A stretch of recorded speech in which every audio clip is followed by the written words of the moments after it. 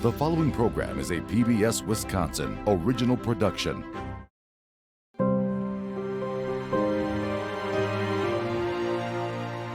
We have to talk about that elephant in the room. Racism has been a part of Wisconsin history since it began as a state. Gosh, as white folks, we have so much to learn. History can help us understand why we are where we are.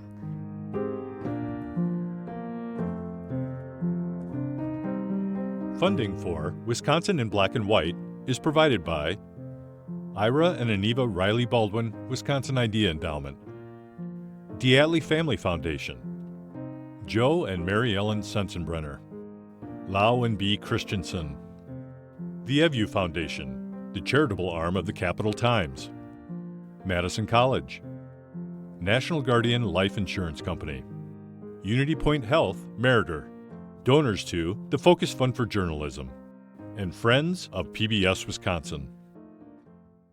Hello, I'm PBS Wisconsin Special Projects journalist Merv Seymour. In a series of special reports, we take an in-depth look at systemic racism here in Wisconsin. Its history across the state is painfully complex and opens lots of old and new wounds. In this episode of Wisconsin in Black and White, we take a look at the history of race and education in this state. Educators and students weigh in on long-time challenges Black and brown students face in the classrooms throughout Wisconsin. And we hear about the work being done to increase opportunity and put all students on equal footing. Look at how Black students are doing. It is terrible.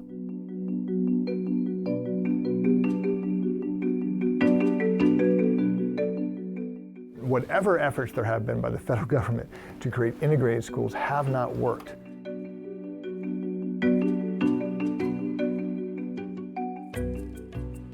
Education is the conduit to freedom. We have a lot more work to do. Wisconsin, We're a microcosm of the nation. We want to create change. a conversation about race and education in this state. It is a complex one. We've never given full education access to everyone. Author and retired University of Wisconsin education professor Dr. Gloria Ladson-Billings travels the world learning, teaching, and training people about education. It's Thomas Jefferson who says, listen, we are not going to be able to maintain a democracy unless the common folks are educated. It goes all the way to the Wisconsin Supreme Court. Dr. Christy Clark-Pajar is a UW-Madison history professor and also works with the Madison organization Nehemiah. She's an instructor in its Justified Anger Black History for a New Day course. Nehemiah focuses on strengthening the African American community in Wisconsin. The 9-week course teaches people about race, history, and justice. She and Ladson-Billings help explain why the playing field of education began to take shape out of balance across the country, including here in Wisconsin. The laws against teaching enslaved people to read actually come into play after the founding of the nation in response to enslaved people doing things like forging fake passes. Written by their owners, passes were required for slaves to leave the plantation for extra work or errands.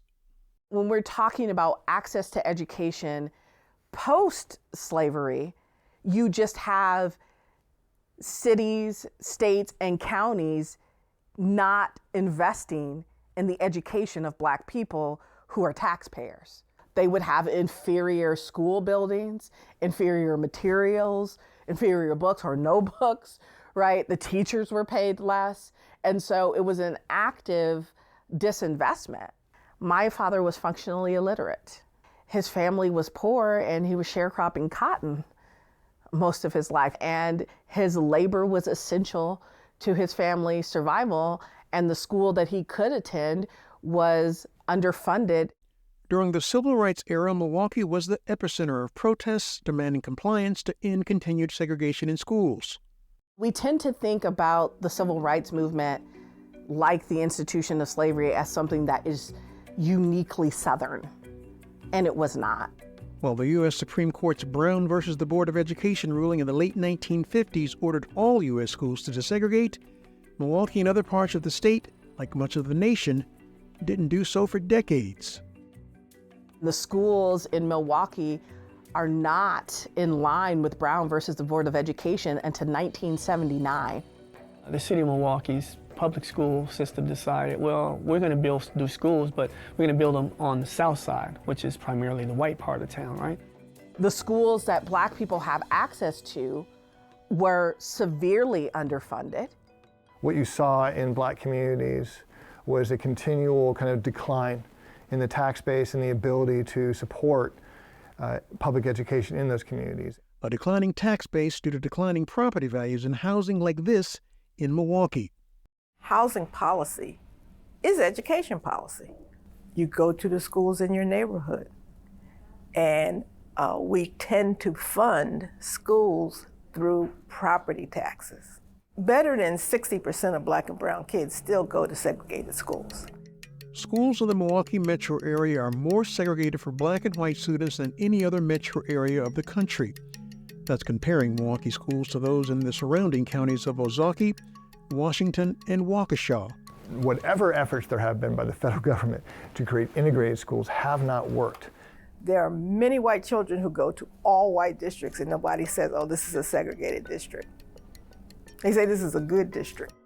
If you look at performance, Black and brown kids continue to lag. Those students test below white students in math in the early grades. And it's not just math. It speeds over 100 miles an hour. If there's one indicator of how students will perform, Reading proficiency is important across the races. it's their ability to read by third grade. And state assessments show that just 1 year later, in the fourth grade, reading scores for Black and Hispanic students also lag.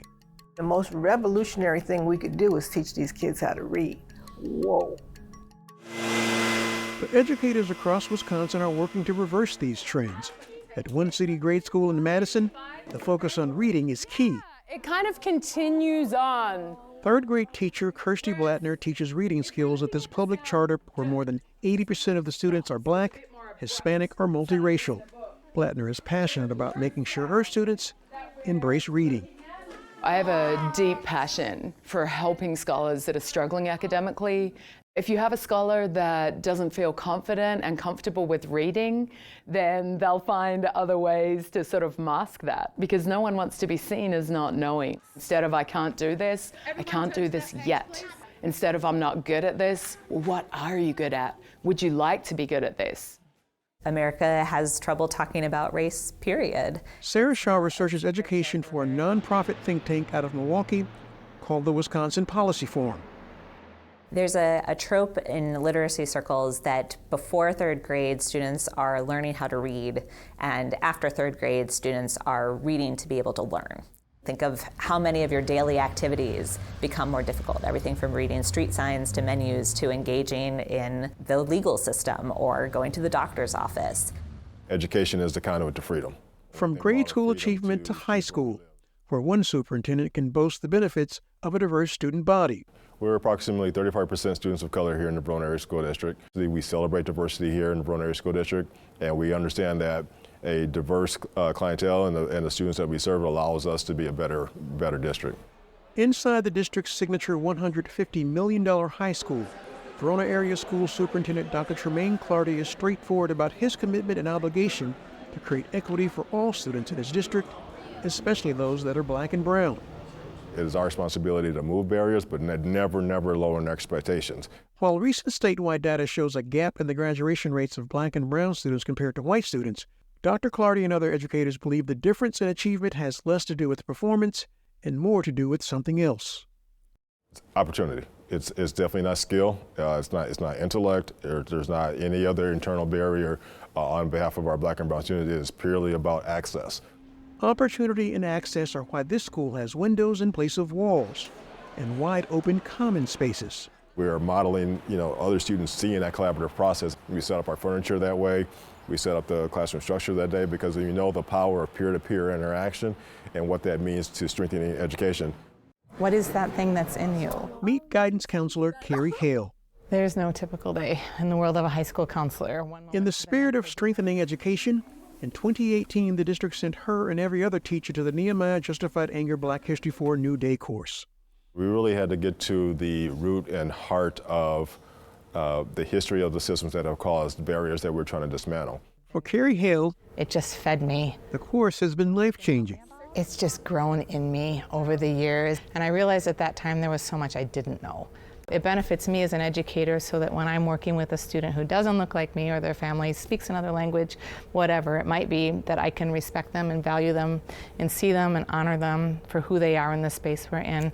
Well, I definitely struggled trying to figure out who I was, just like everybody else. Senior Gerald Montgomery says attending this diverse high school has made him more culturally aware than ever.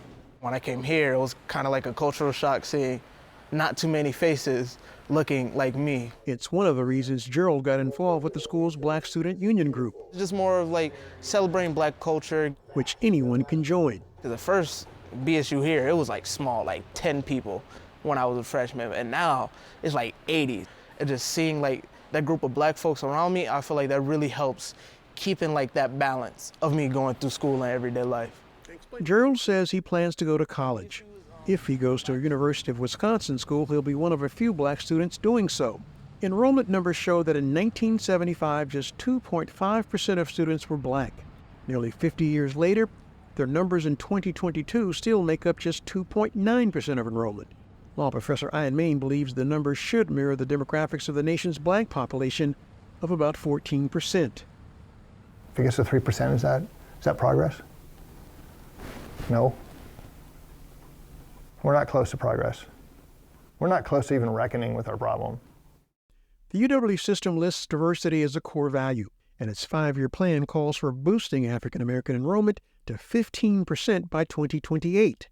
College is an aspiration that is not afforded to all. It's our honor to serve and be one of the only minority institutions in the state of Wisconsin. Dr. Equan Burrows is the Dean of Students at Milwaukee Area Technical College, where more than half the full-time student population are minorities. It's important that we level that playing field. Look forward to being the mentors. Dr. Burrows runs a mentoring program with about 100 Black male students called the Men of Color Initiative. The goals are to educate and empower students. The program hopes to give students like Jeremiah Crawford a better chance to finish college and keep pace with other students who eventually gain their bachelor's degree.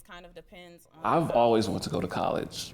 My home life was in shambles. It was rough having a father on drugs. If that wasn't enough, high school was a point where I started to retreat into myself. Jeremiah has something else that makes learning in life more difficult. My sickle cell stood in the way. He copes with the blood disorder sickle cell anemia. The last thing that you want to do is pick up a book, and my illness would just take over. The Men of Color give us an opportunity to meet and share our emotions and our feelings and struggles we're having. When it comes to reading, it's a skill that a lot of people are missing in this day and age. Jeremiah knows its importance. Every day he says he does about an hour to 2 hours of reading.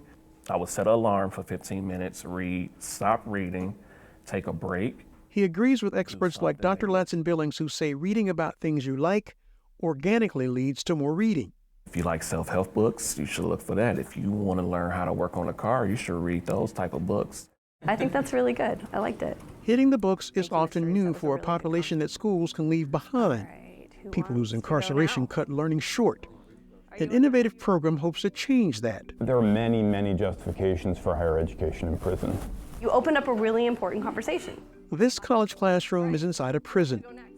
Odyssey Beyond Bars conducts this college-level English composition course at Racine Correctional and 3 other prisons across the state on behalf of the University of Wisconsin. It transforms how they look at their lives. Virtually all of our students have reported to us at the end of the class that the experience in Odyssey has made them want to take more college classes.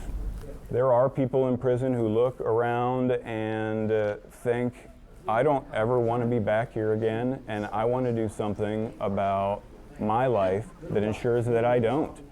I gave the, quote, commencement speech at Oakwood Correctional Center. Each time, Dr. Latson Billings says she'd ask one question. Raise your hand if you were ever suspended. I've never had less than 100% of the hands go up.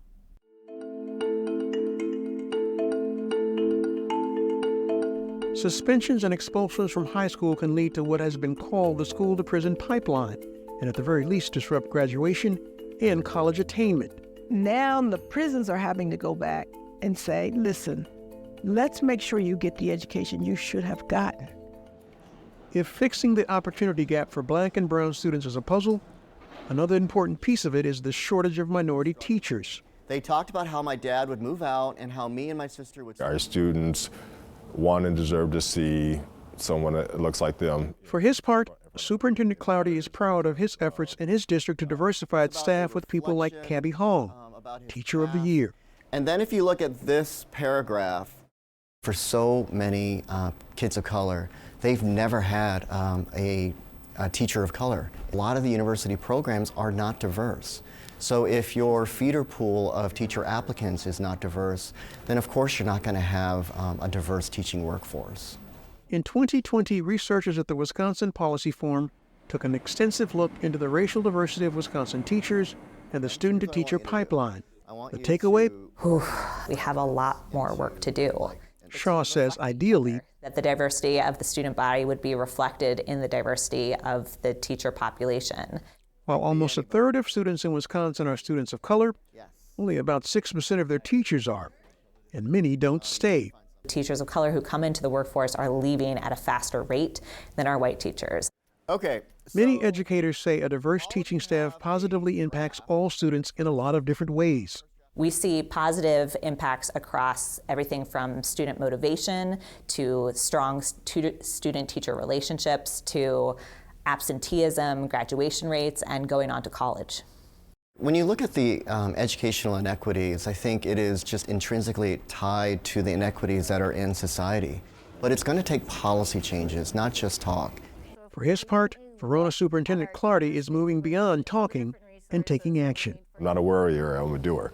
And so we're about doing the work. We continue our reporting on race and education in the state of Wisconsin here from the campus of the University of Wisconsin in Madison. Here to continue the conversation, we are joined by Dr. Alex Gee from the Nehemiah Center for Urban Leadership and Development, Mr. Kaleem Khair, Superintendent of One City Schools here in Madison, and Dr. Courtney Bell, who is with the Director of the Wisconsin Center for Educational Research. As I've traveled and talked to folks across the state about this issue, I get the sense that it's a very touchy subject. Is there something to that? Race is a touchy subject in the United States. I think when we think about systemic racism, which exists in education, we think about these sort of interlocking layers of systems and policies, right? So you only need to think about how do we draw the district boundary and the way that interacts with the neighborhoods, the neighborhood attendance zone, the teachers a school can attract, the outcomes that then wind up in that neighborhood. Those are interlocking systems, so it is contentious. I think partly because people do care, but the persistent inequalities are hard to look at in this state in particular. Dr. Gee, why are people afraid to talk about this? Because I think it's difficult to face up to the culpability. We like to quote statistics, but we don't really want to look at our ownership in the problem or why we've allowed it to persist.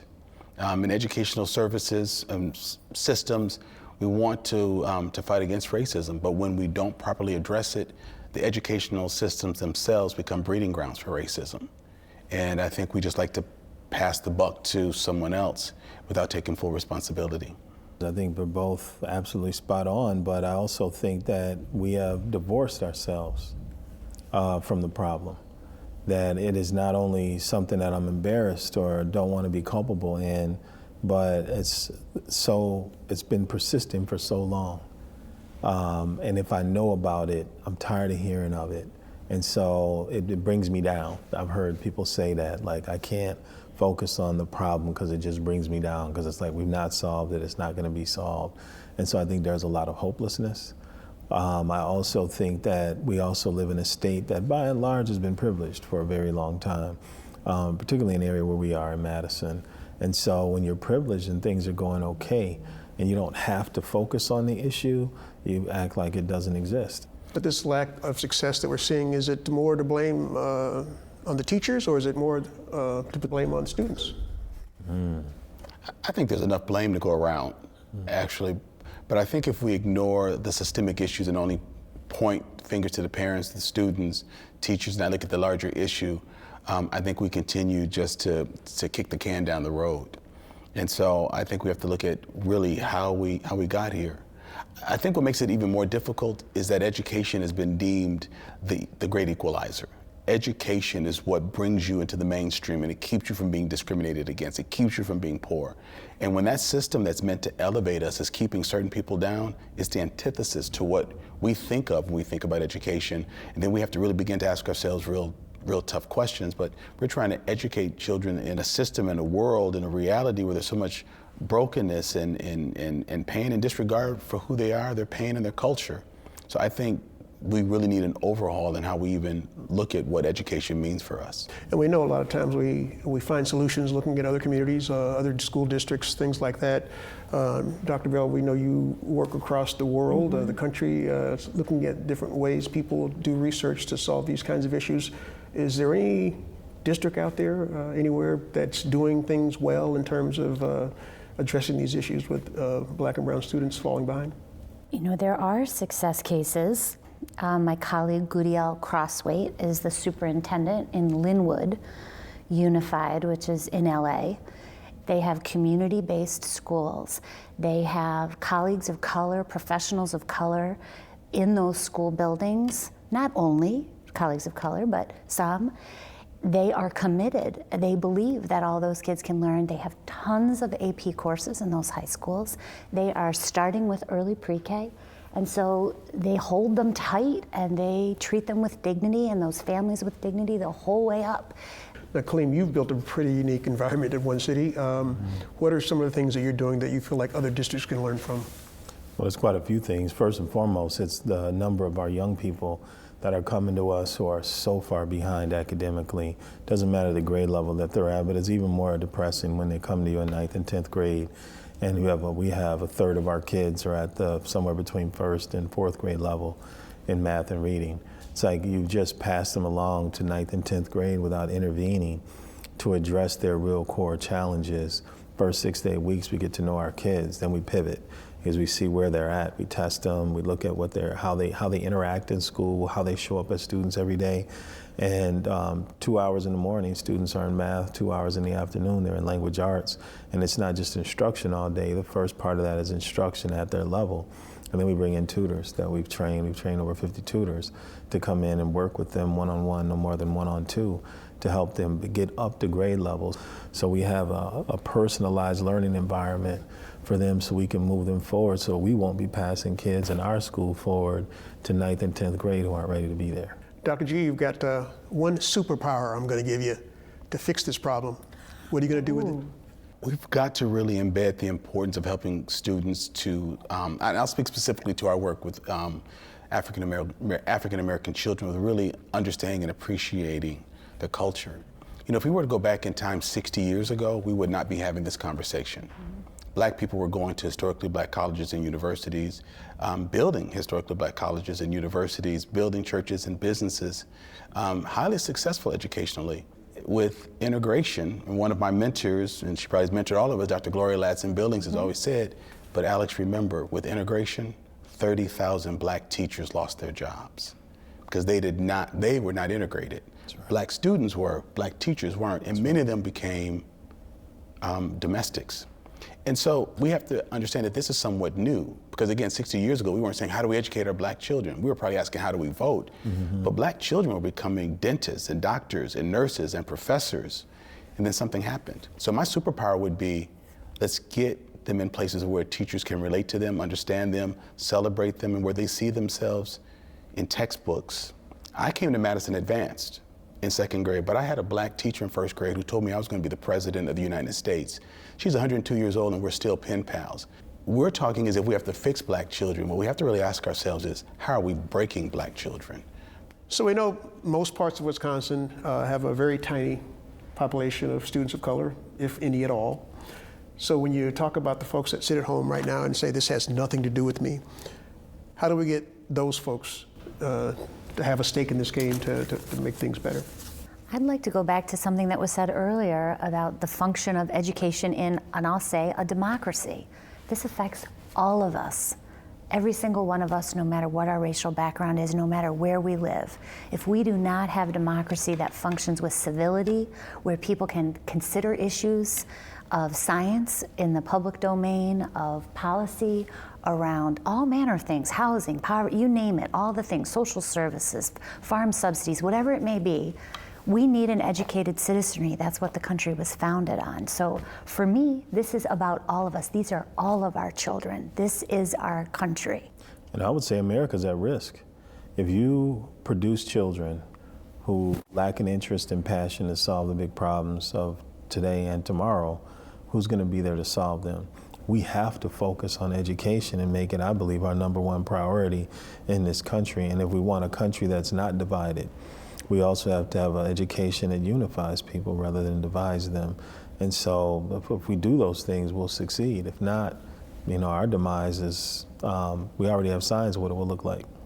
If we don't learn how to work together and work for and with, be educated by and educating people who don't look like us, we can't fool ourselves in thinking that we're ready for a global market, that we want to compete in the global market. And so we can't boast of having world-class school districts or universities if we don't know how to talk to people who are from our own state, who look different. And so I think we have to own the broader problem. Otherwise, we can't boast in producing people who can compete internationally for jobs or awards or opportunities. We'll have to leave it there. Dr. G, thank you, sir. My pleasure. Khalim Khair, thank you. Thank you. Dr. Courtney Bell, we appreciate you. And we thank you folks at home for joining us as well.